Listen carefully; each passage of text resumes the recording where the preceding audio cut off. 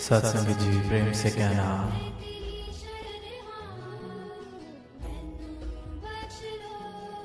आज दिल्ली के इस मैदान में ये भव्य नजारा, ये सुंदर रूप बना है और बात करी जा रही है भक्ति की, मानवीय गुणों की, यशोगान किया जा रहा है इस अविनाशी का, इस दातार प्रभु का।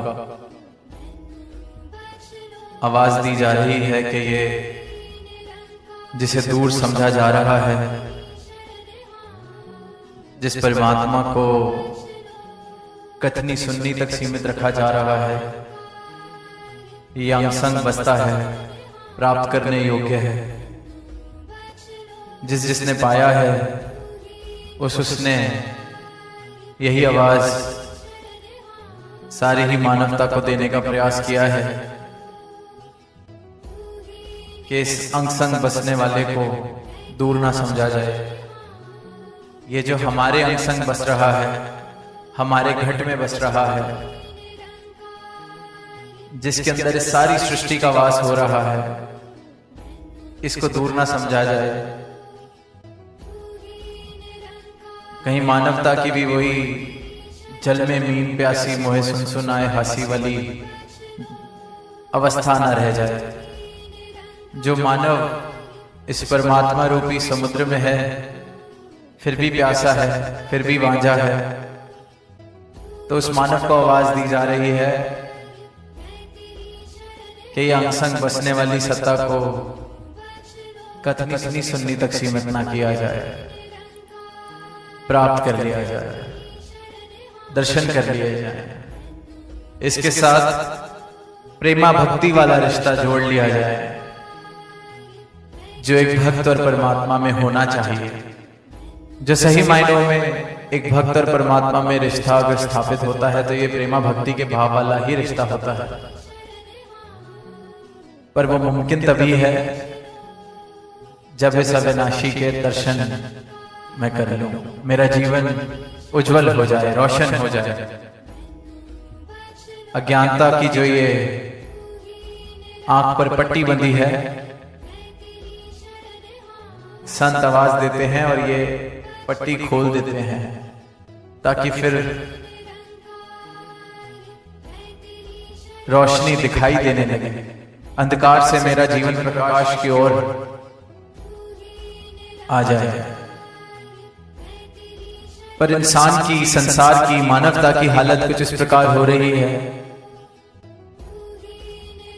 कि जो गुण जिन्हें मानवीय गुण कहा जाता है, जिन्हें दिव्य गुण कहा जाता है, जो ये बात कही जाती है कि परमात्मा ने इंसान को अपनी सर्वश्रेष्ठ यूनियन की तरह बनाया, अपनी ही छवि में बनाया, अपना रूप इसमें बसता है,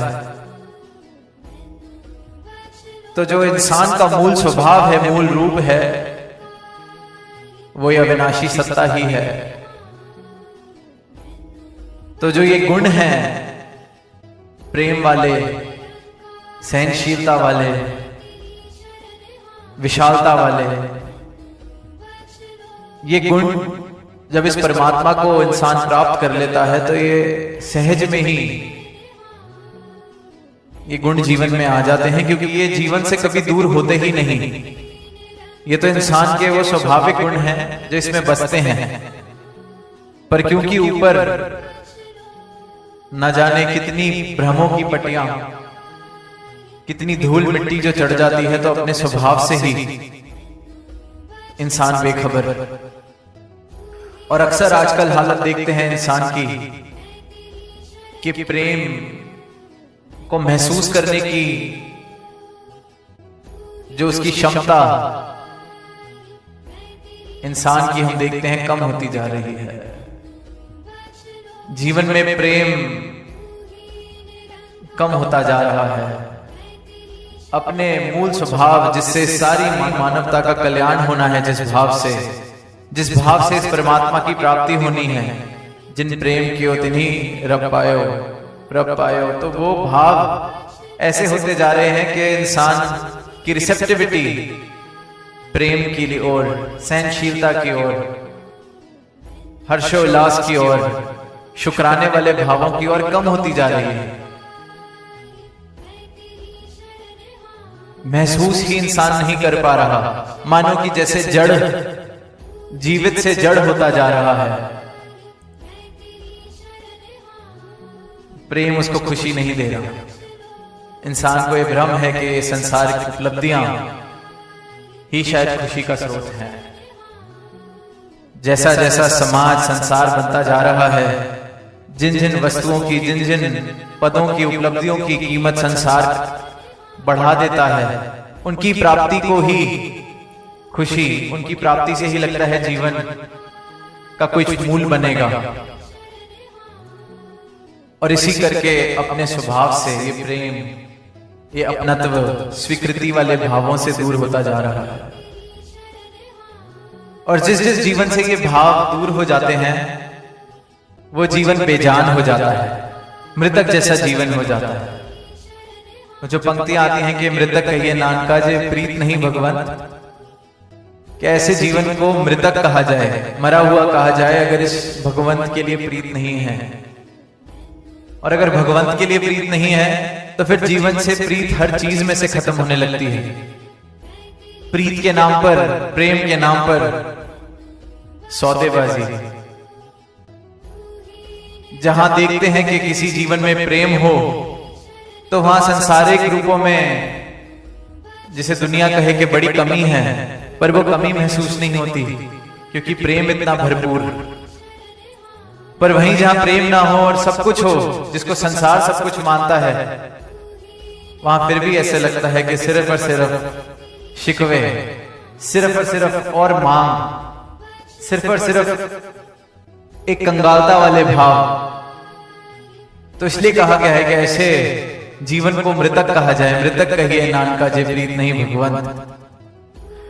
और जो इन गुणों की, जो दिव्य गुणों की बहार है, जिसमें मानवता प्रफुल्लित हो सकती है, एक सुंदर जीवन के वृक्ष लग सकते हैं इन दिव्य गुणों के बहार के अंदर, इंसान इससे वंचित है। जैसे कि एक पेड़ लगा हो और उसकी जड़ें नाकाम हो जाएं जमीन से पानी खींचने के लिए, तो उस पेड़ को पोषण कैसे मिलेगा? इसी प्रकार इंसान इस प्रकार जड़ होता जा रहा है कि प्रेम, स्वीकृति, खुशहाली, ऐसे भाव मानो कि प्रेम की रिसेप्टिविटी, जैसे दास ने कहा कि इंसान जो जीवन जी रहा है, जो क्षमता थी उसको जड़ कर बैठा है ऐसे भावों को ग्रहण करने की, ऐसे भावों को महत्वता देने की, ऐसे भावों को महसूस करने की। प्रेम महसूस ही नहीं कर पा रहा है इंसान, तो बाहर कहां से आएगी? शायर ने पंक्तियां कहीं कि मुझको एहसासे रंग बू ना हुआ, यूं भी अक्सर बाहर आई है। बाहर तो आई, पर मुझे ना रंग का एहसास हुआ, ना खुशबू का एहसास हुआ, अक्सर ऐसे ही बाहर आई। इंसान के साथ भी यही हो रहा है कि ये सदा बाहर परमात्मा, इसकी बाहर कोई मौसम की मोहताज नहीं है कि साल के कुछ समय ये परमात्मा की बाहर आती है। सदा बाहर, हर वक्त, हर पल बाहर ही बाहर।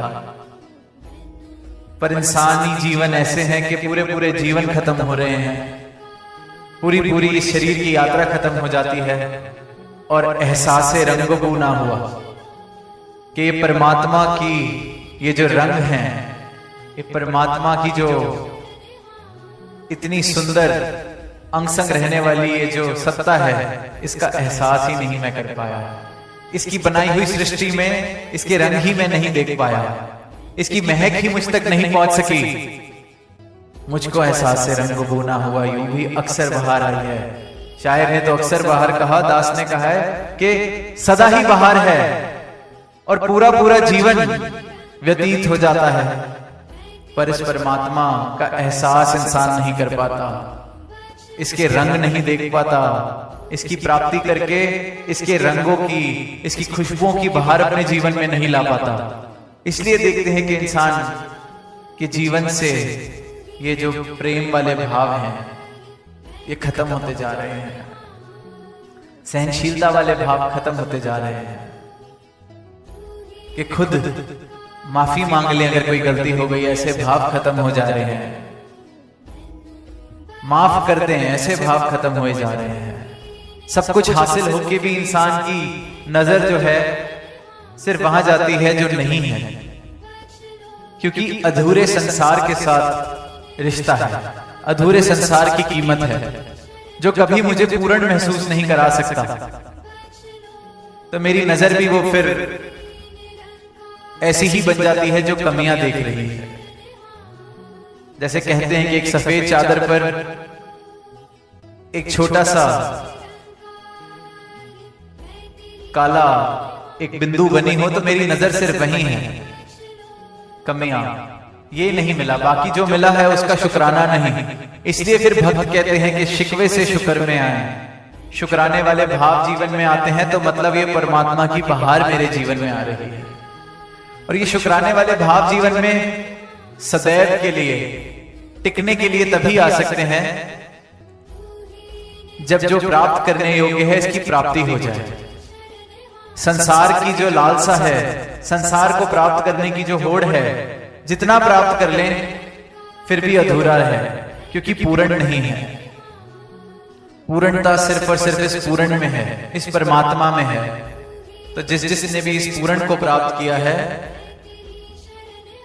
उसने फिर शुक्राना किया है, क्योंकि उसके जीवन में अब कोई संसारिक उपलब्धियां वाद घाट नहीं कर सकती कि ये मिल गया तो आज मेरे जीवन की कीमत बढ़ गई, ये कोई ले गया मुझसे तो मेरे जीवन की कीमत घट गई, स्टॉक मार्केट का लूची हो गई तो मेरे जीवन की कीमत बढ़ गई, कल स्टॉक मार्केट कम हुई, मेरा दिवाला निकल गया तो मेरे जीवन की कीमत घट गई। भक्त जो है अपने जीवन की कीमत इन संसारिक उतार चढ़ावों से नहीं लगाता, क्योंकि उसको अपनी सही कीमत, अपना मूल मिल जाता है, ये परमात्मा मिल जाता है। अब ये जो असीम सत्ता है, अविनाशी सत्ता है, अकाल पुरख है, इसको कौन, ऐसी कौन सी उपलब्धि देकर इसकी हम कीमत बढ़ा सकते हैं या घटा सकते हैं? ऐसा क्या इस परमात्मा को दे देंगे जिससे ये बढ़ जाए, या इससे ऐसा क्या ले लेंगे जो ये घट जाए? इसी प्रकार जो भक्त है जिसने इस परमात्मा को प्राप्त कर लिया उसका जीवन भी पूर्ण हो जाता है, क्योंकि पूर्ण से जुड़ गया। तो फिर उस जीवन की भी कीमत इन संसारिक उपलब्धियों के आने जाने से नहीं है। उसको बखूबी पता है कि ये माया का जो रूप है इसके साथ अनासक्त आसक्ति के भावों से जीना है, डिटैच्ड अटैचमेंट के भावों से जीना है तो मुबारक, नहीं है तो भी मुबारक। तो ये जो भाव हैं अनासक्त आसक्ति वाले, ये तभी आते हैं जब मुझे मेरे मूल की प्राप्ति हो जाए, मेरे मूल का बोध हो जाए, जब मुझे समझ आ जाए कि मैं भी इस पूर्ण का ही अंश हूं तो मैं भी पूर्ण हूं, तो फिर जीवन में प्रेम आता है। क्योंकि जीवन प्रफुल्लित है, जीवन में फिर अधूरापन नहीं है, और जहां अधूरापन नहीं है वहां प्रेम है। क्योंकि प्रेम का घाटा तो तब होना शुरू होता है जब सिर्फ शिकवे, जब सिर्फ लालसाएं, जब सिर्फ किसी को चोट पहुंचा के खुद ऊंचा होने के भाव हैं, किसी की लकीर छोटी करके अपनी लकीर बड़ी करवाने के भाव हैं, तो प्रेम कहां से आएगा? जो पूर्ण हो गया, इस परमात्मा को प्राप्त कर लिया, इस परमात्मा से प्रेम का रिश्ता जिसका स्थापित हो गया, तो फिर उसका इस परमात्मा की रचना से भी प्रेम का रिश्ता ही बनता है। फिर वो घट घट देखे अलग को, हर घट में इस परमात्मा को देख रहा है, फिर हर घट से प्रेम कर रहा है। फिर उसके जीवन में ये सदाबहार परमात्मा है। फिर उसकी अवस्था ये नहीं कि मुझको एहसास रंगो गुना हुआ, फिर तो वो हर जर्रे में, हर पत्ते में इस परमात्मा के रंग देख रहा है, हर जर्रे में, हर पत्ते में इसके दर्शन कर रहा है, इसकी महक देख रहा है, इसकी प्रेम वाली महक, प्रेमा भक्ति वाली महक वाला वो जीवन बन जाता है। तो इस सदाबहार परमात्मा के साथ जुड़ के अपने जीवन में बाहर लाई जा सकती है। और ये तब तक मुमकिन है जब तक ये श्वासें चल रही हैं। तो जहां संतों ने युगों युगों से यही संदेश, यही आवाज सारी मानवता को दी कि सदा बाहर परमात्मा के दर्शन कर लें, अपने जीवन में बाहर ले आए। क्यों बंजर एक जीवन जिया जा रहा है? ये एक प्रफुल्लित जीवन हो सकता है जहां प्रेम के फूल हों, सहनशीलता के फल हों, एक सुंदर हरा भरा संसार बसे प्रेमा भक्ति के आधार पर। क्यों एक बंजर धरती बनाई जा रही है जहां गुलजार बनाए जा सकते हैं? तो इन्हीं भावों के साथ समय को देखते हुए दास इजाजत चाहेगा प्रेम से कहना धन्यवाद।